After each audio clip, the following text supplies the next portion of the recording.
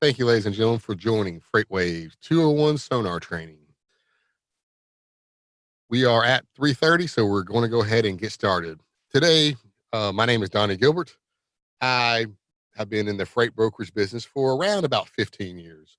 I've always worked in the spot markets, and the freight that I booked normally picked up same day. If I was lucky, maybe the next morning. So I can very well say that I have grown up in the spot markets.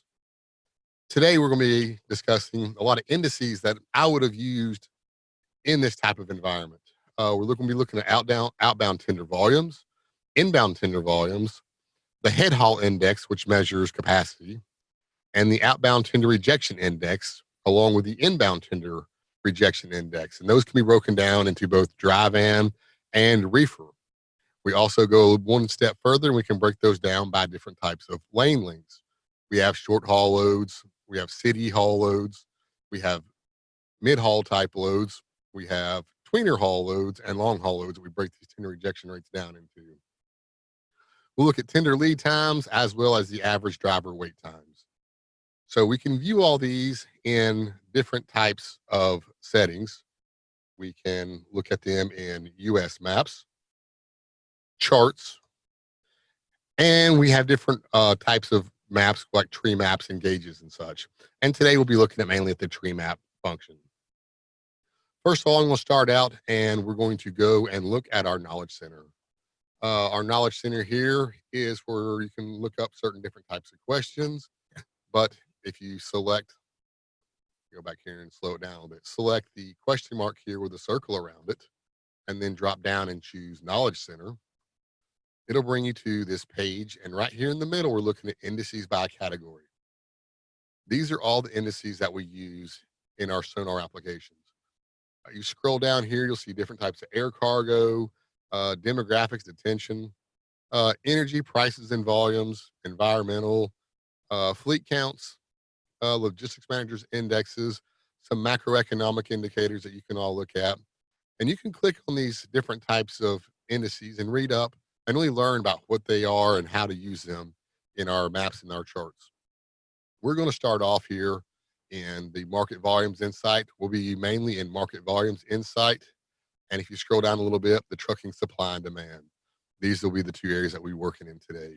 So we're going to start off and be looking at tender volumes. So you can go in and help you explain what our tender volumes are, who's interested, and what does it tell us. Today in FreightWaves, I'm going to start off using a US map and starting off with our tender volume index. I'm going to create a new page. So when you first get your Sonar logins, you came and you did not have any pages set up underneath my pages. And to create your own page, you'll select down here in the bottom left, edit pages. Little blue wording pops up, add page, click on add page. I'm going to name that Sonar 201 maps and click the add button. So now I have me a brand new page. And when this page first comes up, it will be blank. My Sonar Sue said that we have some updates. So I'm currently going to X out this and talk to Sonar Sue after Sonar 201. Up here in the top left-hand corner, there's a blue plus sign. We will click the blue plus sign, and I'm going to drop down to map and choose the map function. As this pops up, I want to look at our trucking indices. So right here, this little fella right here, this is a truck. I will click on it to open it up. I want the US markets, and I'm going to turn my chloroplast settings to on. Index type, I'm going to type, we can search for volumes.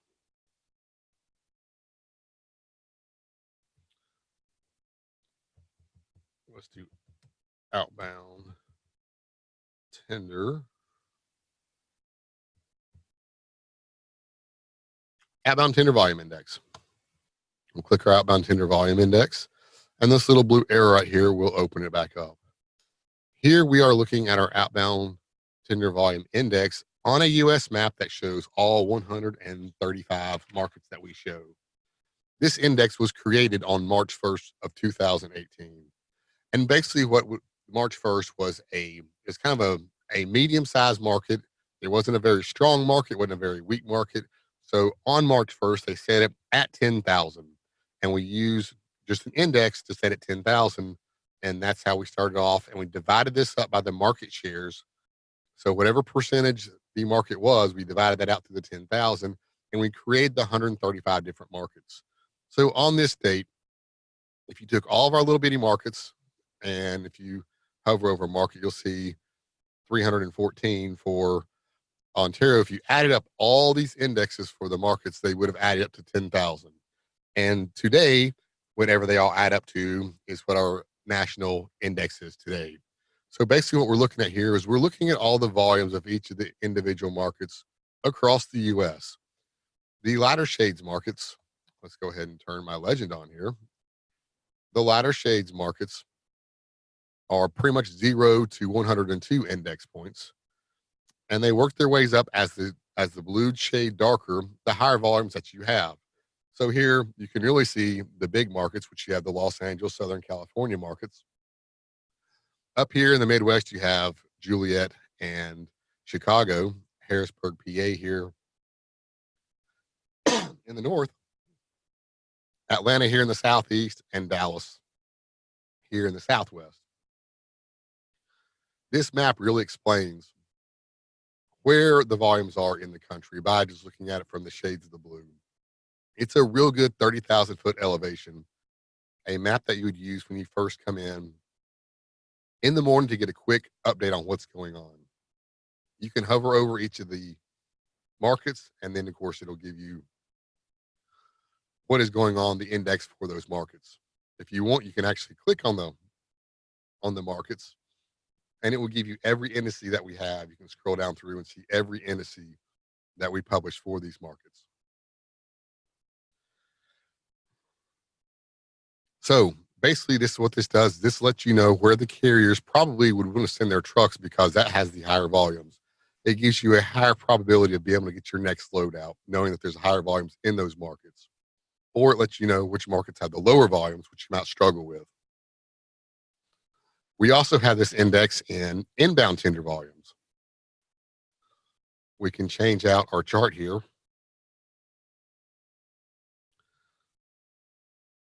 Let's do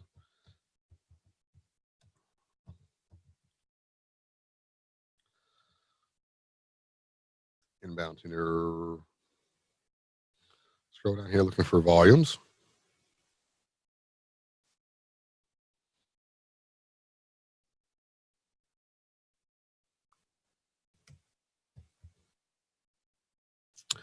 Inbound tender volume index.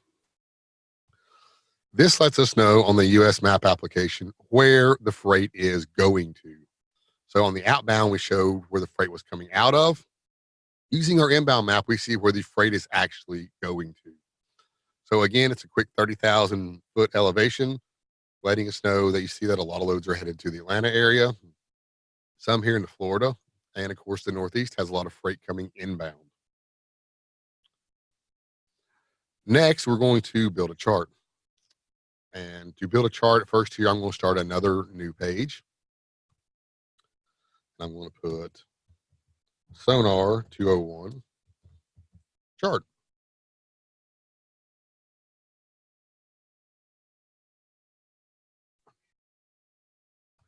I'll add the chart here. And again, when the new page pops up, it's going to be blank. So we want to go over here to the top right again, click the blue plus sign, and go down here and select our chart functions. When we're wanting to pull these up by the chart, it's very important to go and you can check your knowledge center. And in your knowledge center, when we were looking up outbound tender volumes, it will give you the indices that you are looking for. So you'll first tap in the indices, and for tender volumes, you see right here, it's OTVI. We've got a period mark and then the market. So we will use Memphis, we will type OTVI, which is outbound tender volume index, a period, and MEM, which is the airport code for Memphis.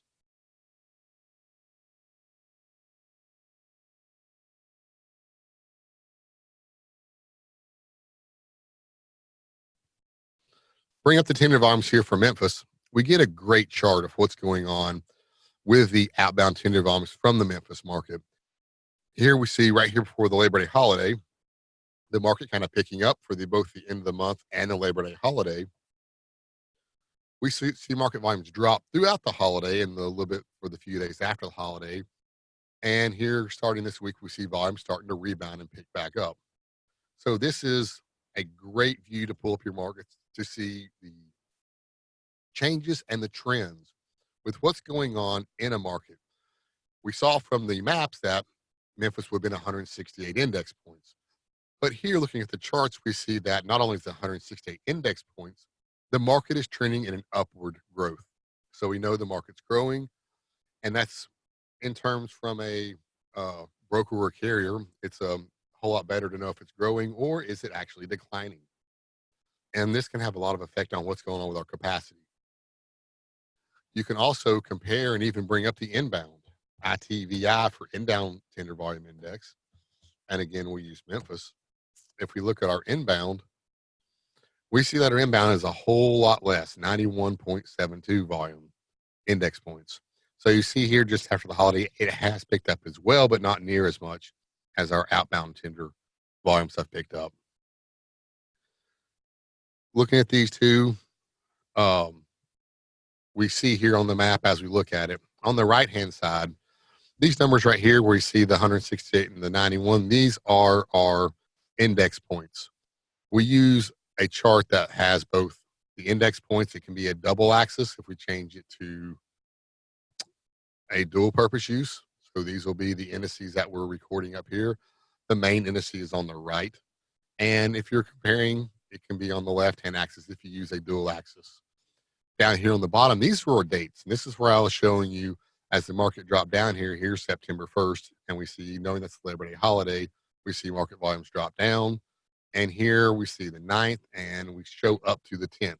Our information is within 24 hours old. So we're actually showing the tender rejections, the volumes, and the Headhaul indexes from yesterday, which is September 10th. Going on, we can also look at this information and look at it on a tree map. I'm going to build one more page here and put SONAR 201. Tree map is the name. Again, once I add the page, it's going to be blank. Top right-hand corner, click the blue square, and I'm going to select tree map. Here again, I will name this chart tree map OTVI, and I'm going to click manage symbols. When I go into here,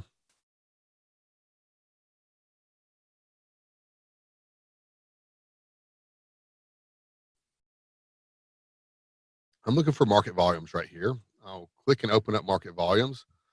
I'll see outbound tender volume index. I will open that up. And right here, X market. These are all the markets that are in the US for outbound tender volume index. So I want to select X market. I'm going to add these.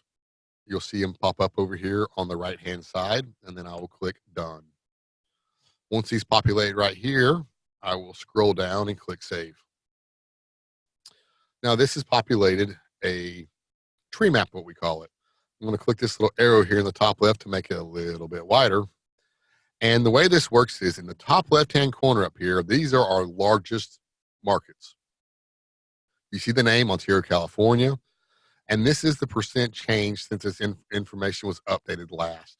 Our tender outbound volumes are updated daily. So since the 9th, it has updated 0.2%. And this number right here below is the actual number of volumes. So 514.27 is the index of what we show for volumes. As we move to the right and down in this direction, you'll see it. These markets get a little bit smaller. Markets that are in red have actually shrank a significant amount to shade it red. Markets that are in green have been increasing. These markets here that are kind of in a purplish color, they might have moved a little bit, but they're not a significant amount to actually show that it's been growing or retracting. So you see here Atlanta since the 9th has shrank about 4.9%, and the index points is 446.52. Once again, if you add up all these markets together, you will get the total index for our nation. You want to go back and check out what we show for our national index. We can quickly show you that would be OTVI.USA.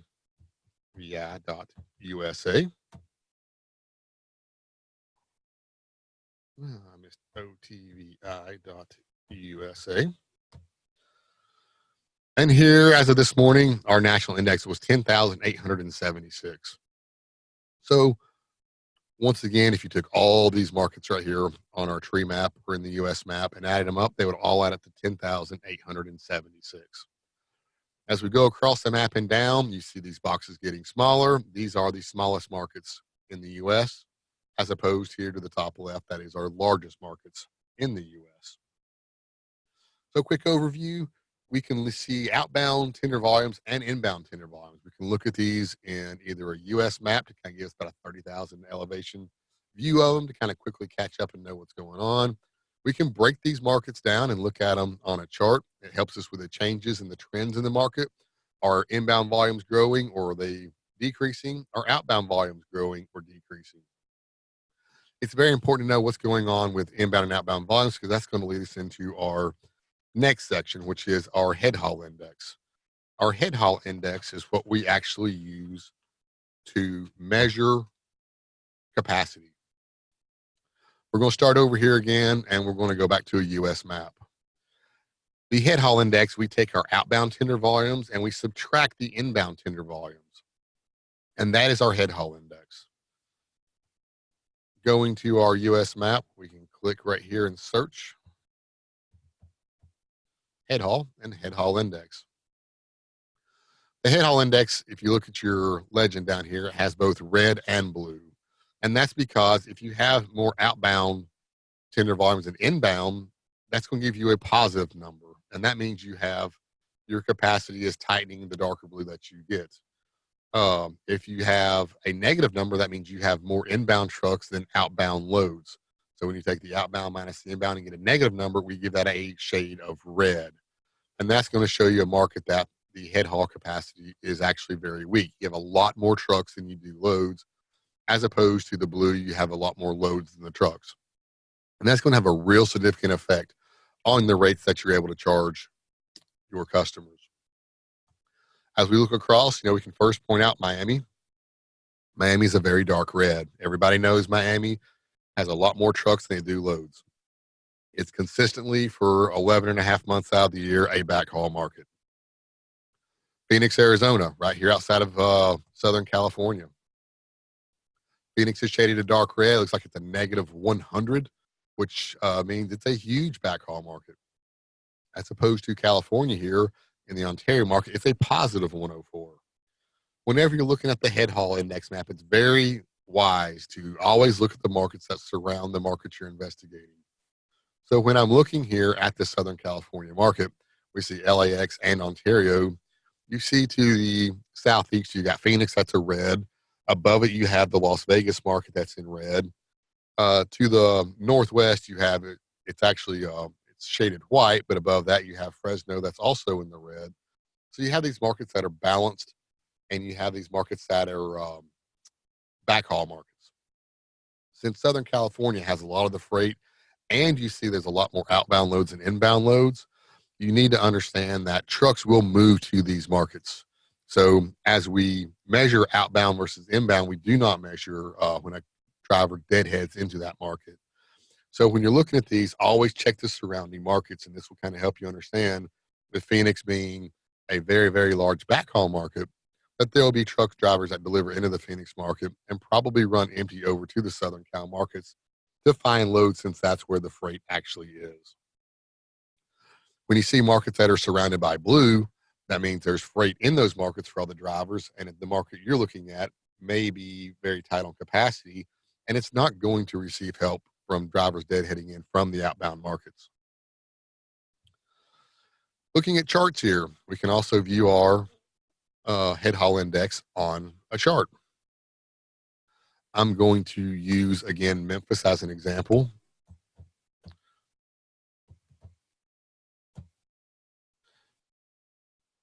If you looked in our knowledge center and pull up and scroll down and find your Headhaul Index, again, it explains um, how we calculate it outbound versus inbound, and it gives you the ticker HAUL haul dot, and then your airport code is MEM. So you can always look all these up and get a good explanation. We have weekly change, bi-weekly change, monthly change. Who's interested and what does it tell you? So going back and looking at the actual chart, here is our Headhaul Index in Memphis. It is positive 76.65. That means there's a lot more loads than drivers, which is good if you're a carrier or a broker. If you're a shipper, you have to understand that capacity could be getting tight. On the map that we saw, Memphis was surrounded by a lot of white or markets that are either balanced or backhaul markets. So Memphis, again, is another one of those markets that's going to see drivers deadhead in from surrounding markets. So while we show it tight here, we will be receiving drivers deadheading in. If you want to compare and take a look at how it happens, how we calculate it, otvi.mem. And I'm also going to show you itvi.mem. And here we show outbound 168.38, inbound is 91.72. And the difference in those two is our Headhaul Index of 76.65. You see here over the past few days, our Headhaul Index has trended in the upward direction, meaning that capacity is getting tighter in Memphis because our inbound has leveled off and our outbound volumes are picking up. It's always best to look at your inbound and outbounds when you're looking at your head haul to see which of these factors has had a change, whether it is increasing volumes or is it a change in the inbound tender rejections. So looking at these charts will help you understand. If you would like, you could also compare the Memphis markets to other markets using our charts.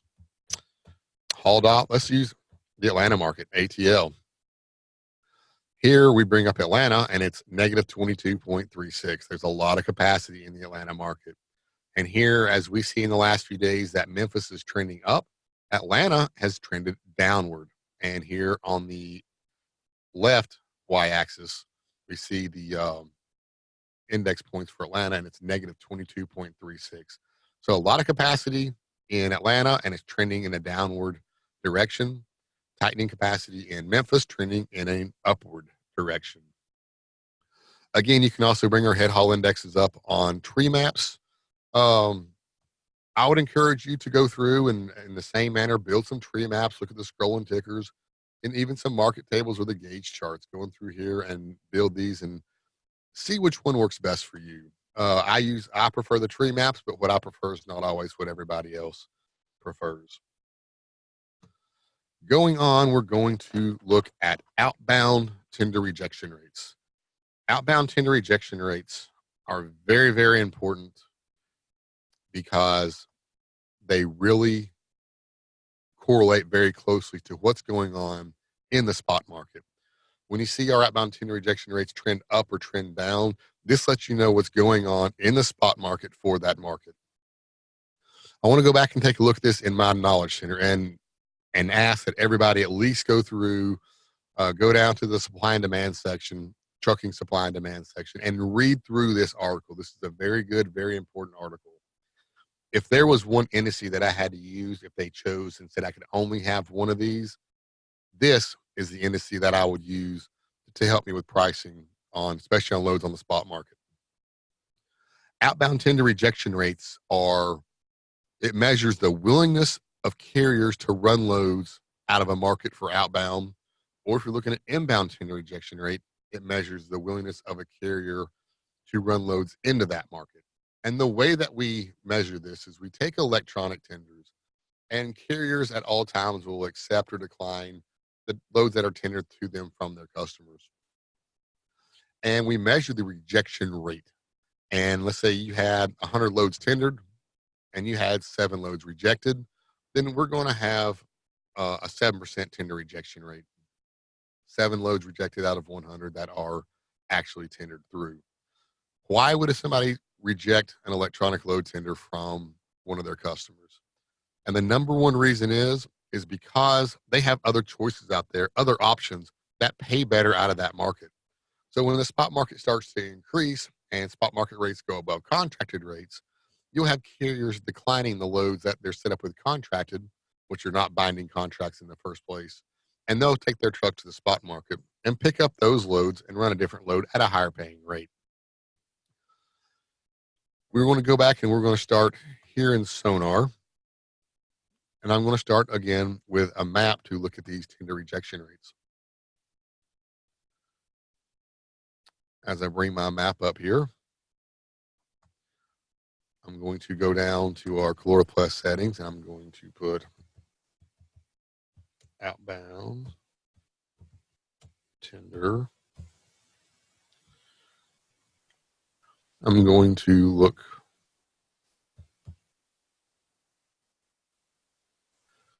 for outbound tender rejection index right here. I'll click that. I'm going to close those options. I'll make it here a little bit bigger.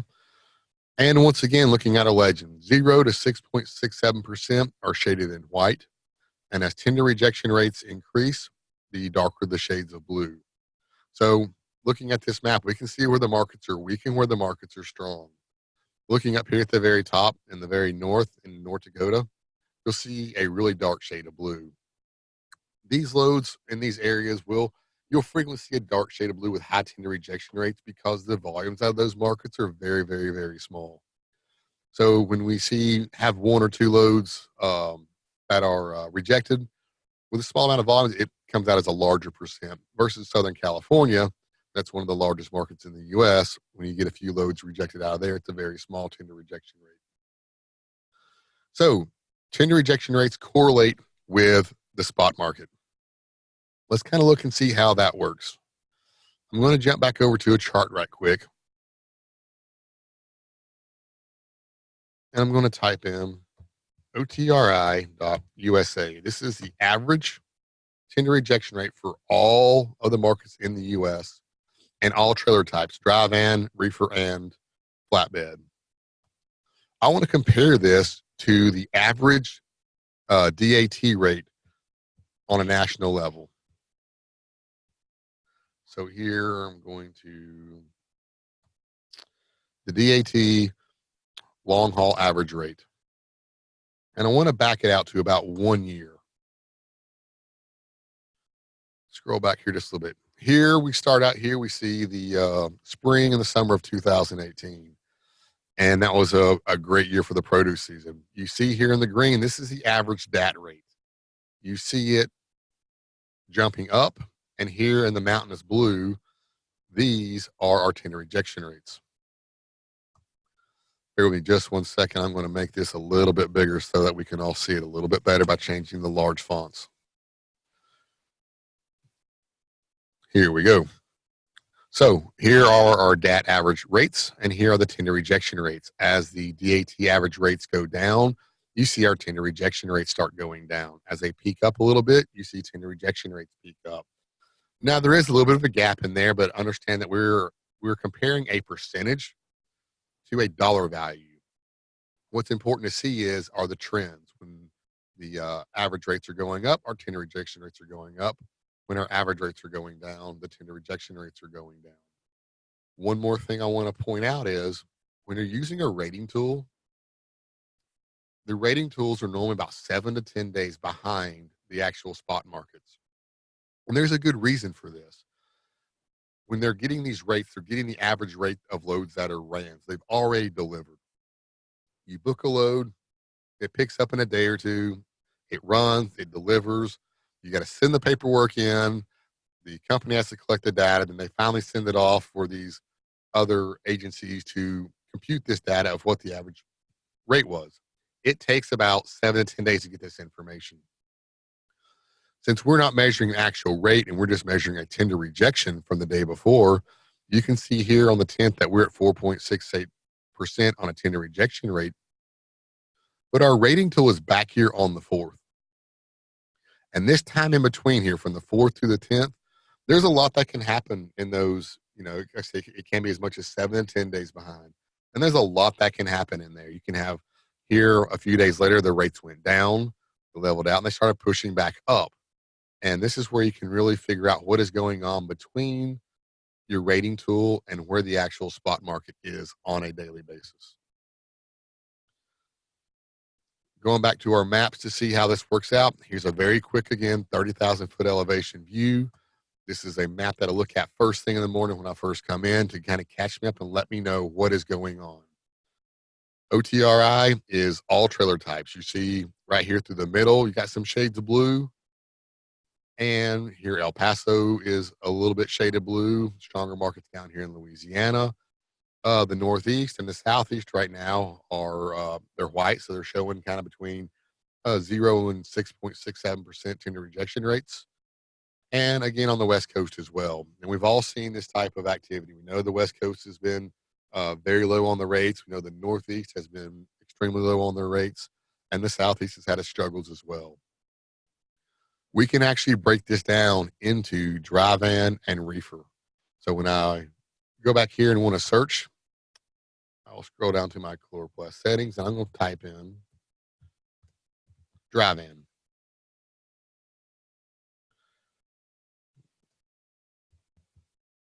Give it a second here to compute.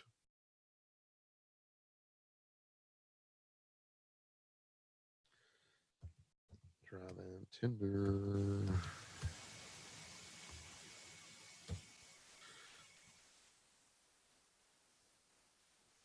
Go.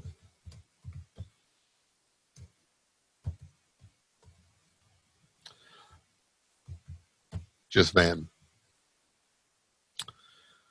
I'm going to scroll down to van outbound tender rejection index. And the van is for dry van. So when we look at the map now, it's a little bit different. Now we're seeing the areas that have areas that are increased. Now our legends changed a little bit. It's 0 to 4.11% are the shades in white. And when I look at these percentages, this is kind of a rule, kind of how I calculate what's going on. About 0 to 3% really lets me know that the spot rates are below contracted rates in these markets.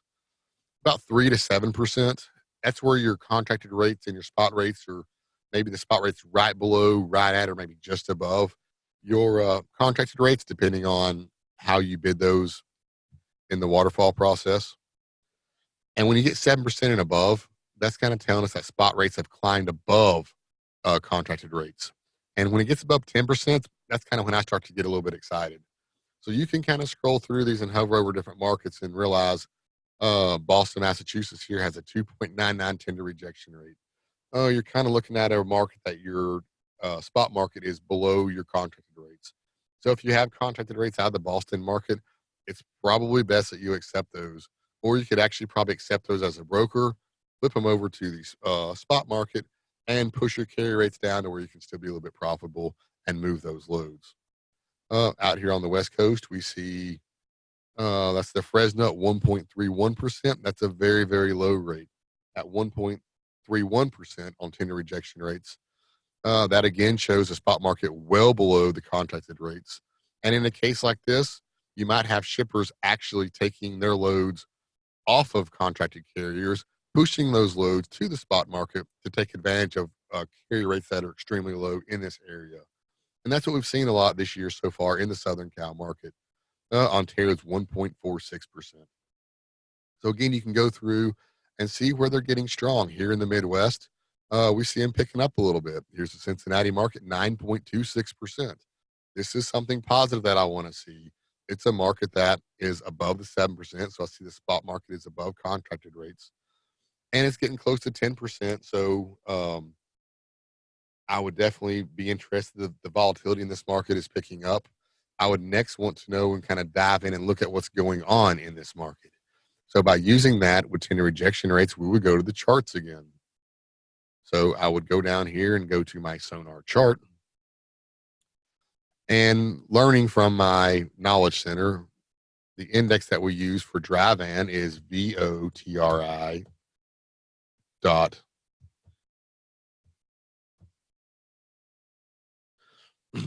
Let's back up real quick. Looking at our maps, if you do forget an airport code or don't remember an airport code, as you hover over these markets, they'll tell you right here in the top left, CVG is Cincinnati. Go down to Greenville, GSP. So we're going to look at Cincinnati. VOTRI.CVG. Here we see since September 3rd, we see our tender rejection rates have been trending in an upward direction. This meaning telling me that our spot markets are trending in an upward direction. The rates are getting higher for carriers. If we remember, our DAT stopped around the third or the fourth here. So seeing what's happened, what our rate tool would tell us the rate being right here at probably around 7.5%. Since then, we have seen this grow another 2% in an upward direction. So if our rating tool is 7 days behind in a market where you see your tender rejection rates are increasing, this could mean that you could underbidding your freight, and therefore you're not maximizing your revenues. So it's good to use your rate tool alongside with tender rejection index. And looking here at the dry van, I would know that I might want to increase my rate just a little bit out of the Cincinnati market. On the flip side, if I saw from the third to the fourth, the tender rejection rates scaling down, decreasing, this could cause me to use the rate from the rating tool, and I'd actually be overbidding the load that I'm looking at out of the Cincinnati market. If you're overbidding, you're not winning freight. If you're not winning freight, you cannot be making any money. So you want to really let you know these trends and these changes, what direction the market is going from the last 7 to the 10 days, where you would know if you need to keep the same rate, up your rate, or reduce your rate using a rating tool with the outbound tender rejects. We can also look and change this over to VITRI, and I'll use Memphis again. This is dry van inbound tender rejections. This is the willingness of drivers to run into this market. And here we see again, since the 5th, the tender rejection rate has been going up. So drivers are starting to resist a little bit running into the Memphis market. So when we're looking at inbound, outbound measures a market and the loads that are leaving that market. Inbound is taking your destination and measuring all the loads that come into that destination and the rejection rates on those loads. So here, 5% of the loads that are going into the Memphis market are being rejected. So this might let you know if you're running a load into the Memphis market, 5% is not too high. If it were up around 10, 12, 13%, that might let you know that you're running into a market that a lot of other carriers are resisting. Therefore, you might want to increase your rates based on what kind of destination market that you are going into. So you can look at this by dry van, reefer, your origin for your outbound, or the destination using your inbound. Let's pull up a reefer right quick. ROTRI dot, and we'll use Memphis, ROTRI.MEM. Here's our reefer tender rejection rates. We've seen here across the holiday, they drop down. Here on the bottom again is our dates and our percentage. A 24.21% tender rejection rate for for reefer loads out of the Memphis market. That definitely tells me that our spot markets are well above contracted rates outbound for the Memphis market. Here again, on the 4th, where your rating tool was giving you a rate, we've gone from below 20% up to 24%. So again, since our rating tool gave us the rate of what they're looking at, the rates have probably increased some. So you might want to try getting a little bit higher of a rate than what you're being told to by your rating tool. We can, again, if you want to, we can compare this RITRI, which is the inbound reefer. And there we see that inbound tender rejection rates have actually been declining. So reefer carriers have been more willing to go into the Memphis market. Obviously, we're seeing the tender rejection rates going up, saying the spot market rates are going up in that market. Carriers have been a lot more willing to run into that market. And we see that looking at our inbound tender rejection rates. So if you're looking to book a reefer load into the Memphis market, you might be able to get a better rate with your carrier explaining, hey, the Memphis market's very strong. Tender rejection rates are inbound tender rejection rates for Memphis are dropping. We need to get the price down and push your carrier prices down to help you increase your margins, knowing that carriers will be more than willing to go into this market because they're outbound. They should be able to get a great rate. All right. Going forward, we can also break down tender rejection rates by lane. And when we break it down by lane, again, we're going to be looking at it's all trailers combined, your dry van, your reefer trailers, and flatbed trailers. So whenever I'm looking at the lane breakdown, I always like to look at volumes first, and this is just by my preference. So I always just bring the volume up to see how volumes are going in the market. And then from our knowledge center, you can read up and find out that our indices for the city loads, COTRI dot MEM for Memphis. And these are loads that are 0 to 100 miles. You see the tender rejection rate is at 0%. So basically all the loads that are local, right now there's been no tender rejection rates because, a lot of those are accepted. It's basically a flat rate about every time. Our next one is short haul, SOTRI dot MEM. These loads are 100 to 250 miles. The destinations delivery is about 100 to 250 miles outside of the Memphis market. Here you see a 3.77 tender rejection rate, and it's been trending downward slightly. So not a very high tender rejection rate, but they are some resistance of going out in that market, but not a whole lot of resistance. MOTRI dot MEM. These are our mid hauls. This is 250 miles to 450 miles is where the destinations are from the Memphis market. Here we see a 7.69% tender rejection rate. That's a rate that's starting to pick up. Carriers are kind of resisting this. They're turning the freight down, and they're looking for loads that are paying a higher rate. And when we see these tender rejection rates start picking up, it lets us know there's options out there. Their optionality for carriers are growing. Therefore, they can turn this freight down, find something a little bit better, and run those loads off the spot market. Here we see it trended up just after the Labor Day holiday, and it's been kind of flat, right around here in the 7.5, 7.6%. So not taking a dive, but kind of maybe starting to turn down a little bit. Next, we're going to talk about what we call the tweener haul. The tweener haul is TOTRI and for Memphis, MEM. I'm going to actually cut and kill these other ones here right quick because I want to look at the tweener haul individually. Tweener haul is very important to me because it helps me measure the strength of a market. And the reason I say that is it's optionality. The tweener haul is 450 miles to 800 miles on the distance. And that's those loads that you might pick up and it's about a day and a half run, but because of the timing, it may take 2 days before they open back up and let you deliver the load. It underutilizes the trucks. Before we implemented ELDs, maybe some of these guys would pick these loads up before noon and deliver the next morning running 750 miles. But right now with ELDs in place, it's really made it kind of an underutilized lane. You'd either have a long haul or a mid haul load where you can run the mid haul in 24 hours and be unloaded and ready for another load, or the long haul that would take you 2 to 3 days to run. When we see this, we normally see a higher tender rejection rate for the tweener haul loads. And when we see it start trending downward, we know that kind of overall the options are maybe struggling in that market because if they're willing to accept these loads, then that means they're not having other options. And this is a lane that's not really a wanted lane.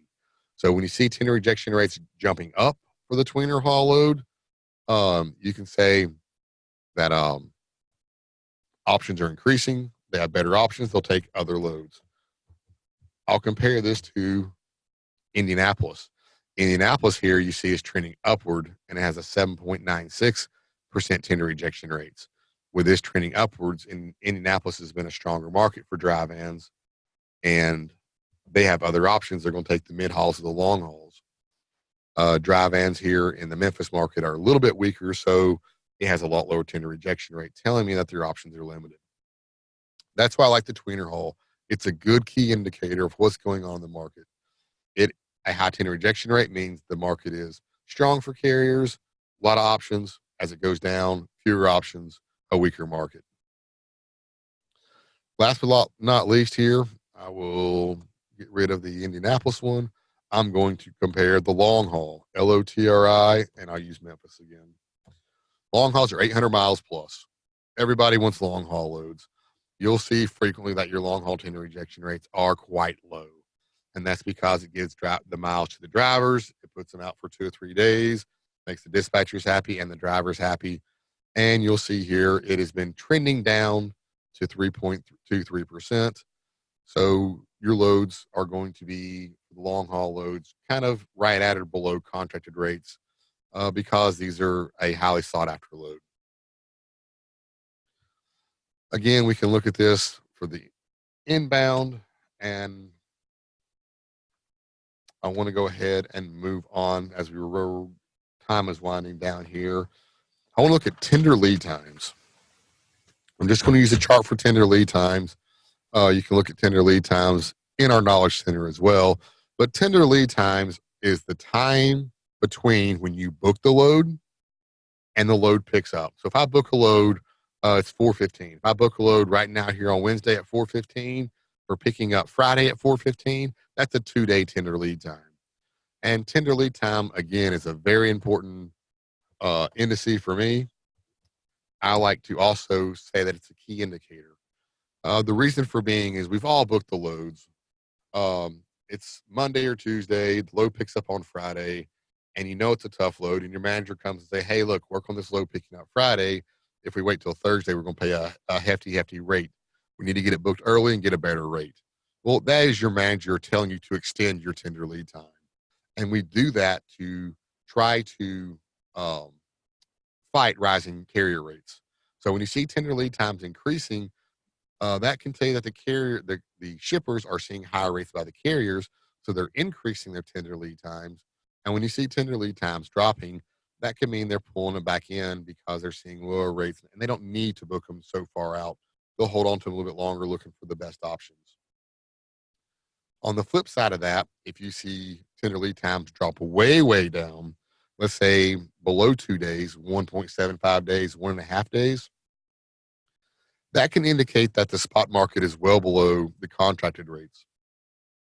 That lets you know that your shippers are actually flipping those loads to the spot market for same day pickup, and have really shortened the tender lead time, which brings that average down.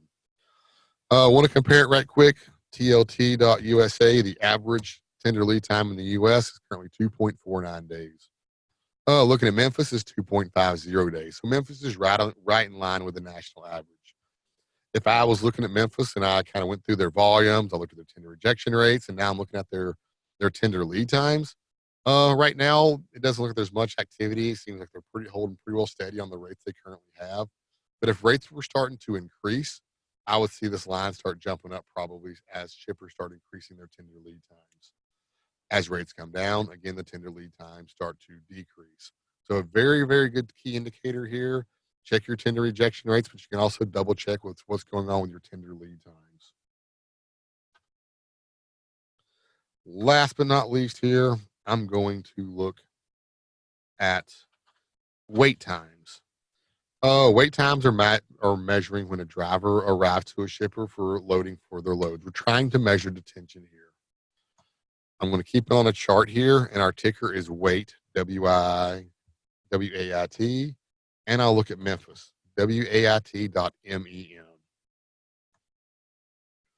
We see here 100 right here are the minutes, because we're measuring this time in minutes. And again, here are your dates. And this is a monthly number that comes in. It's measured at the end of each month. So here for the month of August, we saw an average of 146 minutes for average load or unload time in the Memphis market. Now, understanding that detention normally starts after 2 hours, it looks like this market is 126 minutes over that. Now, it does not mean that every shipper and every receiver is detaining their drivers, but it does give you an indication with higher minutes that there's a higher probability of your drivers getting detained in this market. So for brokers and carriers, it kind of lets you know, hey, watch your drivers, monitor your drivers, and keep up with what's going on. If you're sending a driver in, I'd automatically have them sign him on the bills. So kind of start that process of, getting the proper paperwork done to collect detention. You also might want to, if you're quoting load, you might want to raise your bids a little bit if you see these numbers getting too high, knowing that it's very hard to collect detention. If you saw a market with 180, 190 minutes, and that there's a higher probability your driver might sit there for 2 to 3 hours, and you probably can't charge detention, you might want to go ahead and kind of increase your rates a little bit and kind of get it on the front end. You can look at these for multiple markets. Right now, our wait time for the national average is over here 150 minutes. So Memphis is actually a little bit smaller, a little bit fewer minutes less than the actual national average. And we have seen markets. Let's compare the wait time to Seattle. Seattle's 125 minutes. So there's a market that's been working to keep their rates, their minutes down. And you can see it has not been really increasing or decreasing as opposed to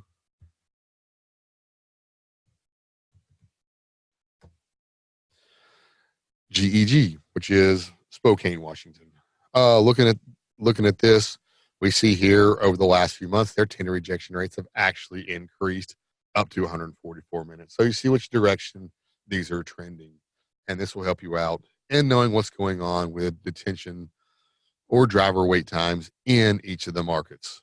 And okay, using our charts here, understand that you can compare any of these market indices with any of the other markets. So not necessarily have to be just Memphis. You can actually go in and if you want to compare VOTRI, which is drive and tender rejection rates, in LAX. Now, since I'm using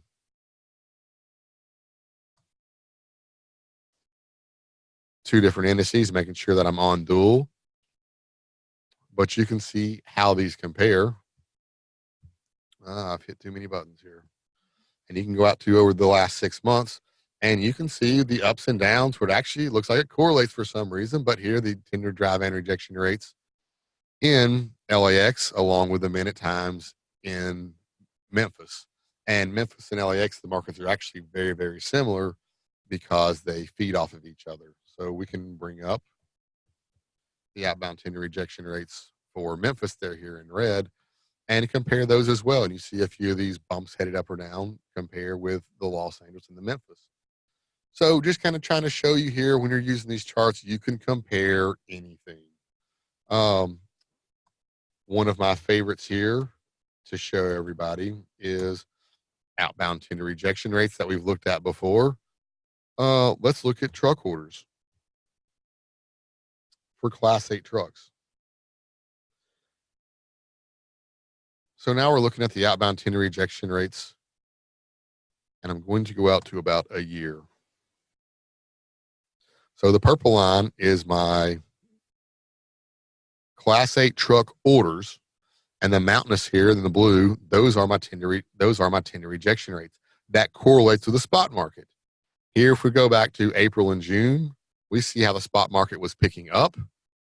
And all of a sudden here, you see truck orders picking up about a month later, a month behind. These were the larger carriers that were flush with cash.